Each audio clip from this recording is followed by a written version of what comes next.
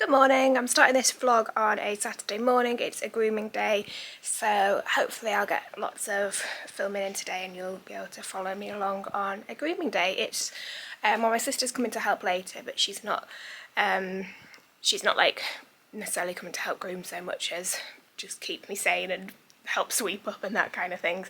So it's pretty much just me on the grooming side, which will be fun. So I will, yeah, you can watch.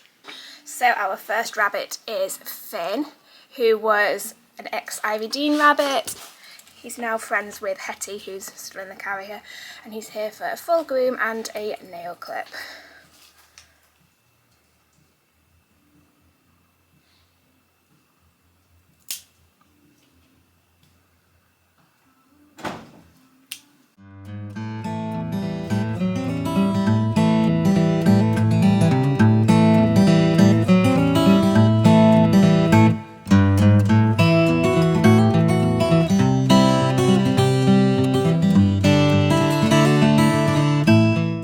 So I do really like these Furminator brushes, but you have to be so careful with them because they are quite harsh. So what I recommend is to test it on the back of your hand, but remember that the skin of a rabbit is even thinner than the back of your hand, so you can see how scratchy it can be, so you do have to be extremely gentle with it, but it really does do a good job of getting out the molt, depending on what stage it's at. But this is one of my go-to brushes. And then when you're at this stage of a molt where you're looking a bit like a hedgehog, it's actually just easiest to really lightly pluck out these loose bits, and they're completely loose, so it's fine to just gently tease them all out.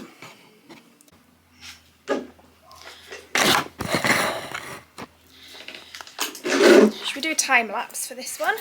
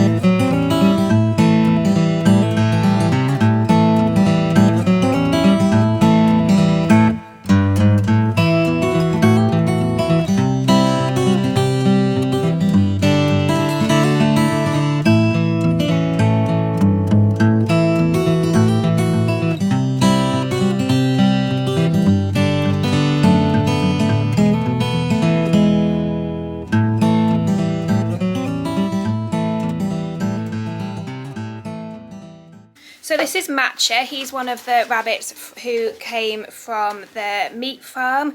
All of the rabbits were liberated a couple of years ago, and Matcha now lives his best life with his friend Smudge. And I always think that it's Matcha who should be called Smudge with your smudgy nose. But we called all of the rabbits from the meat farm was called T&S. And I didn't like calling them like the T&S rabbits because I didn't want to like label them that they were from a meat farm. So I thought T&S could stand for tea and sugar, so then I named all of the rabbits that came to us from their tea names. So there was Tetley, Matcha, Chai and Earl. So this is Matcha. And he is molting a lot, so I'm just really gently plucking out the loose fur. And like I said before, this fur is already loose, so it doesn't cause him any pain whatsoever. And it's the most efficient way of getting it out when it's coming out like this. Hi there. Hello. Is that a heavy carrier? It is. Do you want to just pop them down there? The vet told us we need to get a wheelie one, but I've just not got round to Oh, that sounds good. buying one because Atlas is just so heavy. Hello, you okay? So are we doing a nail clip and just a full groom? It will probably take about half an hour, is that alright?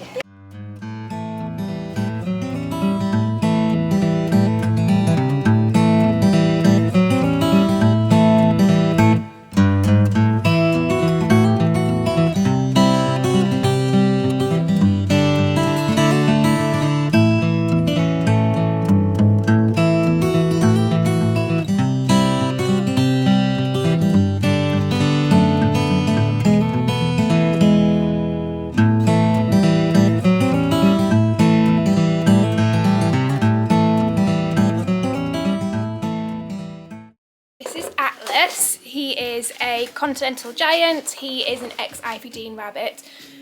Yeah, I think it was just a straightforward surrender, somebody who couldn't look after him anymore, and just as a giant, I felt like he was more at risk than other breeds of going to the wrong person, so he came to us, and he's just lovely, and you're so happy with your new friend Kevin. Well, you've lived with Kevin for nearly a year now, I think, but yeah, Atlas is a great rabbit.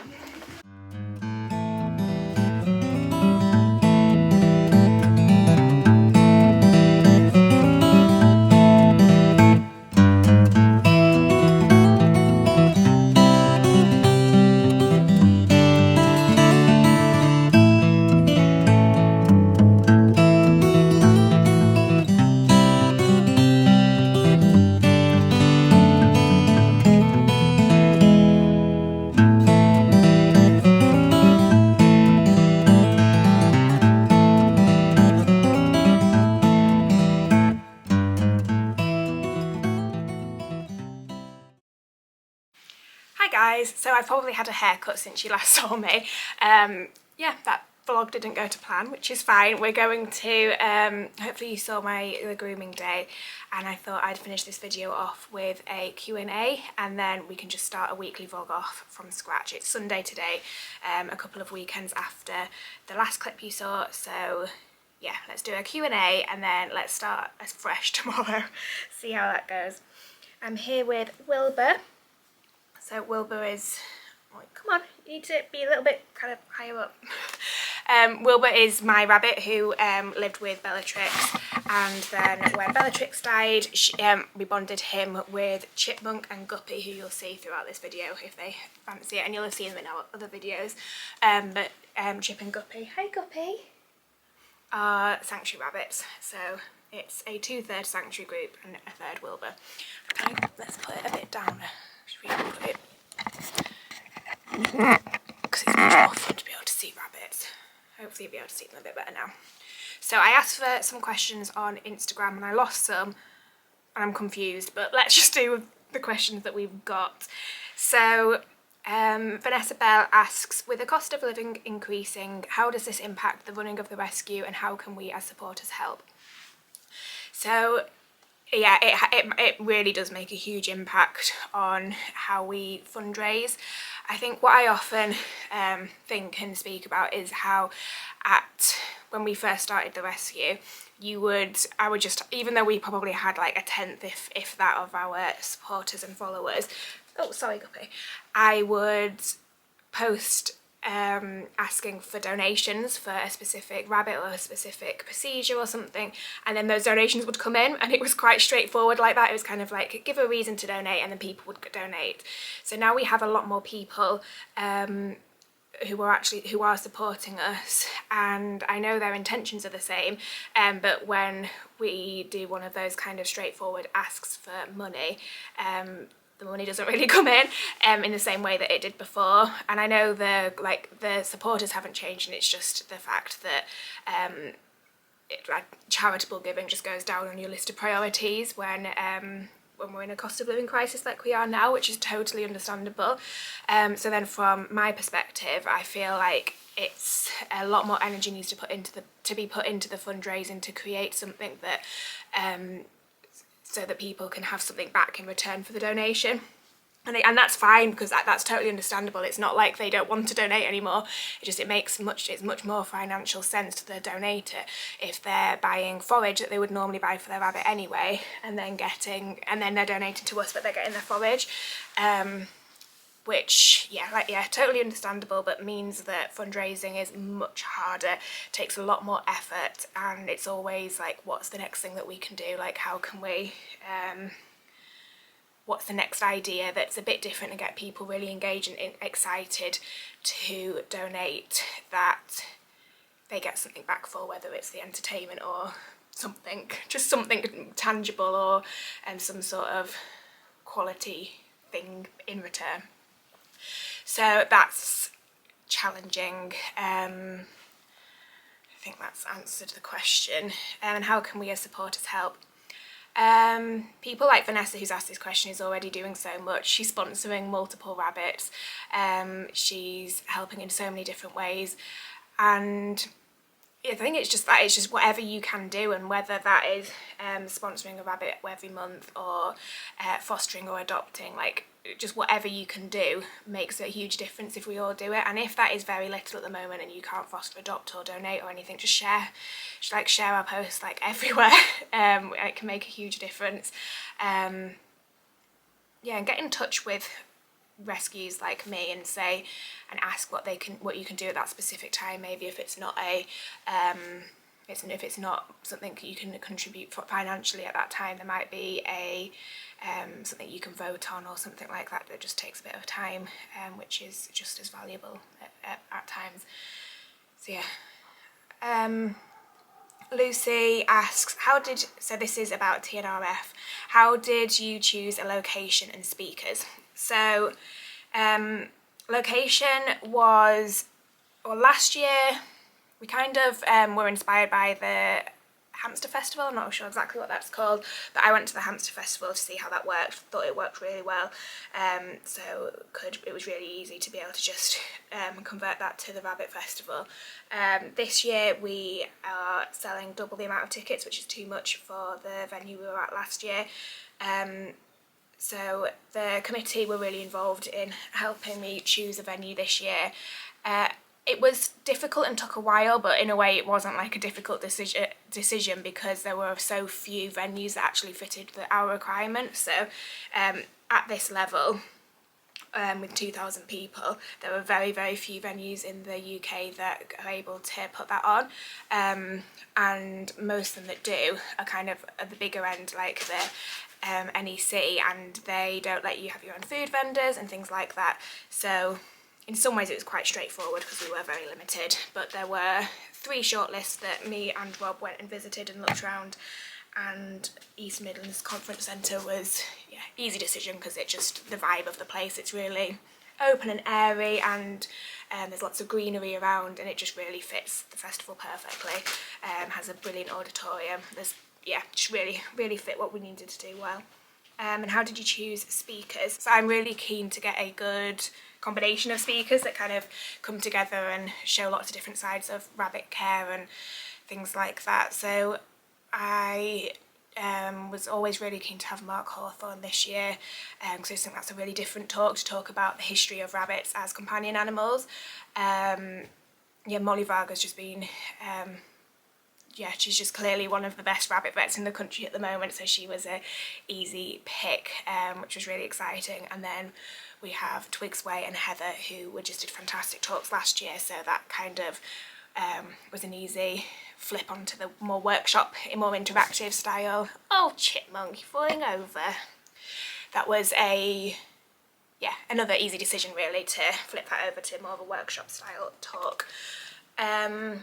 There's still people who I'd really love to come, who hopefully we will get one year.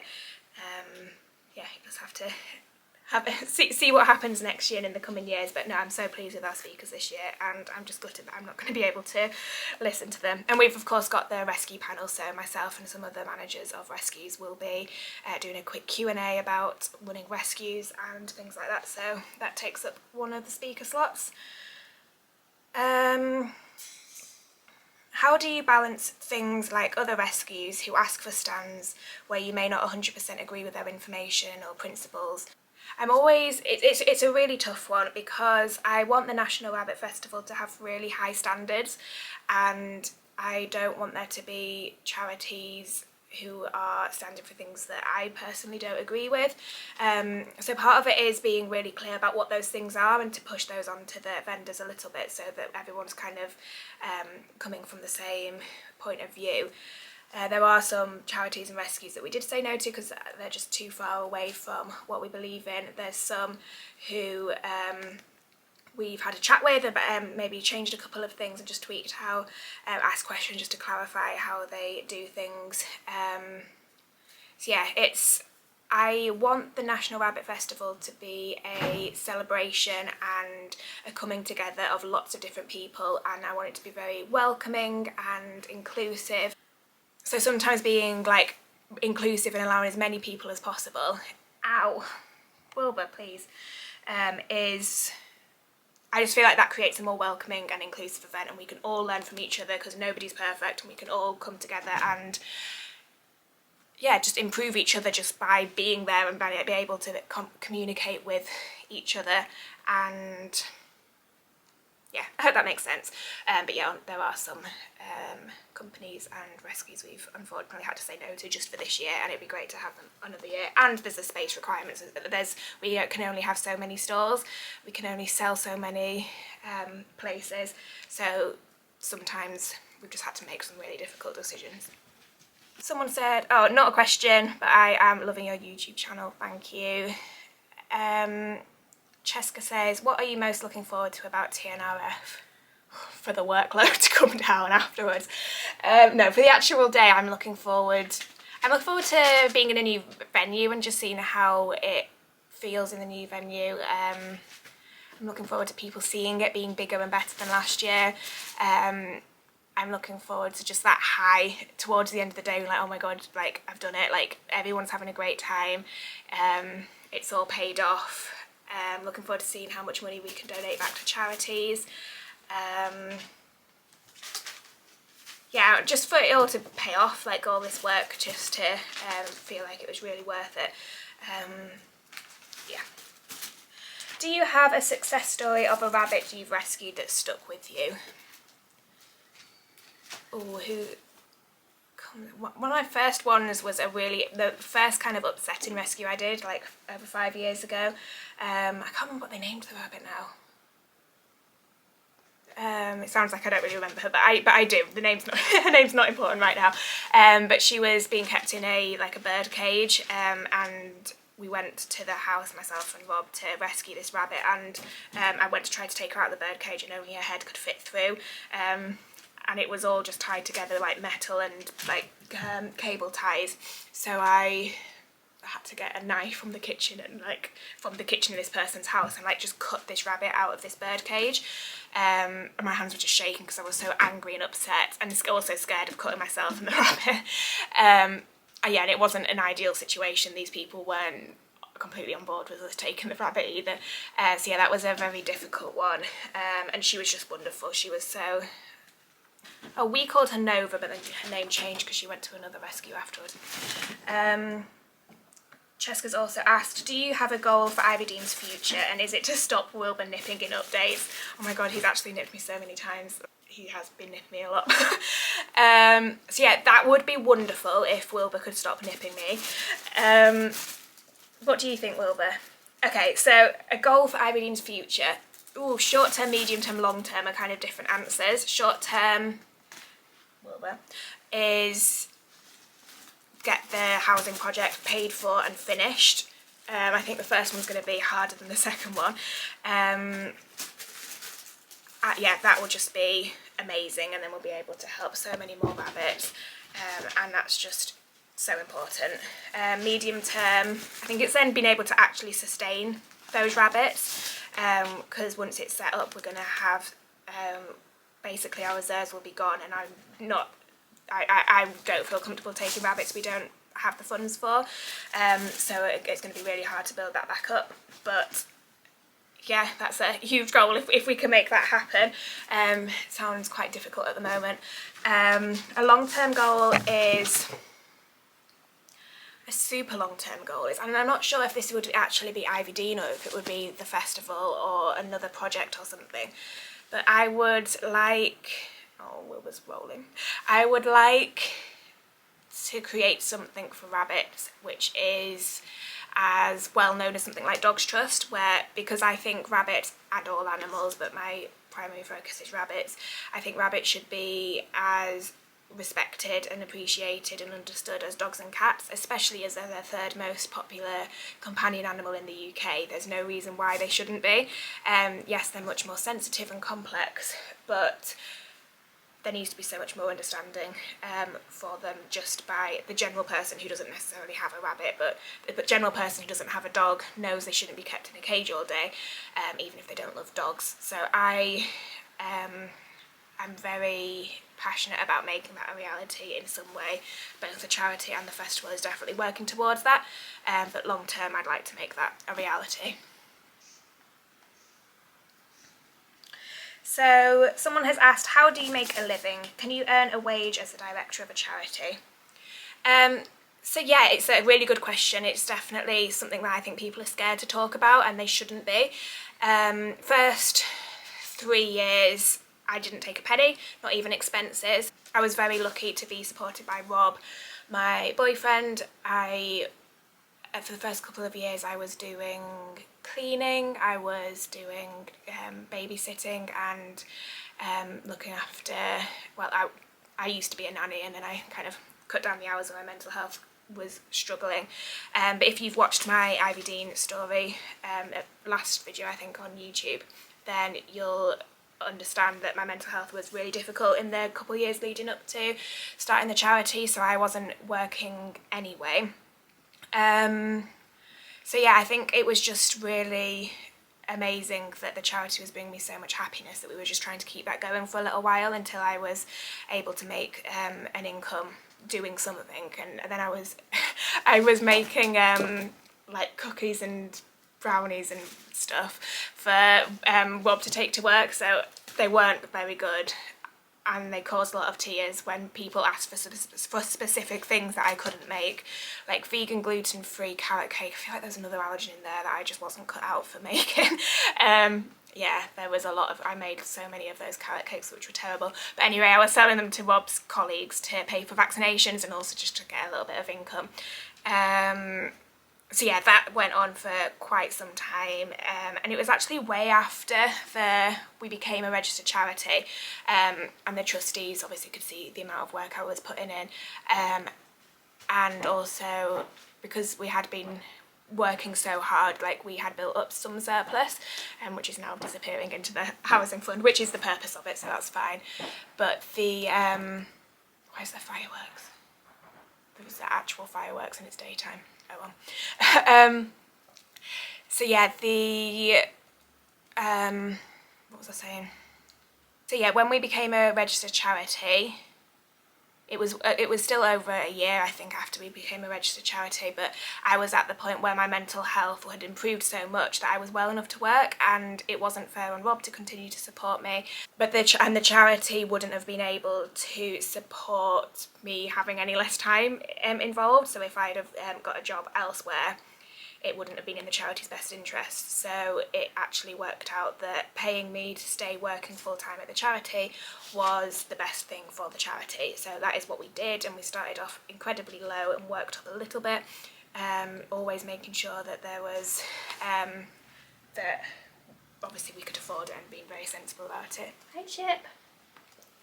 And we always made sure that there was, it's like, well, the way I did it, because I was so resistant to it at first, like actually I cannot explain how resistant I was, like when the trustees are saying like, no, this is the next step forward for the charity, this is what we think should happen, I think I should be paid. I was really stubborn at first. I was like, well, I'm going to donate every penny back to the charity, I don't want to take a penny from it, and I did that mostly like with most of the wage at the beginning, and I still do now. Like last month a lot of my wage went back to the charity just to cover the amount that we had going out last month. No, I think it's really important for managers of charities to be paid for their work. I think it's something that I think it's quite understandable to go through a time where you're not being paid because it's the nature of charity, and you need to be able to build something up to be able to take any payment from it, which is what we obviously did. But I'm much more comfortable now with being paid, and also like value myself and the value that I bring to the charity. So yeah, I know maybe some people might not feel the same, and that's okay because I didn't. I was incredibly against it for a long time. But yeah, I think it's important to talk about, and yeah, that's where we are now, which I'm also proud of. I'm proud of to be able to create something that's able to pay me a wage and whilst doing so much good at the same time. But as the charity always comes first, and yeah, that's how it's always going to be. So I think that was everything. So that's all of the questions for now that I can find, at least. I can remember the gist of some of the other questions that have disappeared into the abyss. I don't know where they've gone. So if you do have any more questions, then please leave them in the comments and I will kind of group them up and we can do another Q&A in a couple of weeks or months. But that's it from me today, and yeah, wish me luck for a week of vlogging. Let's see how that goes. We're getting really close to the festival now and I'm getting incredibly anxious and nervous about it, but it'll all be fine. So yeah, I will catch you later, and thank you so much for listening. Thank you for watching. Have a great rest of your day and I will speak to you soon. Bye.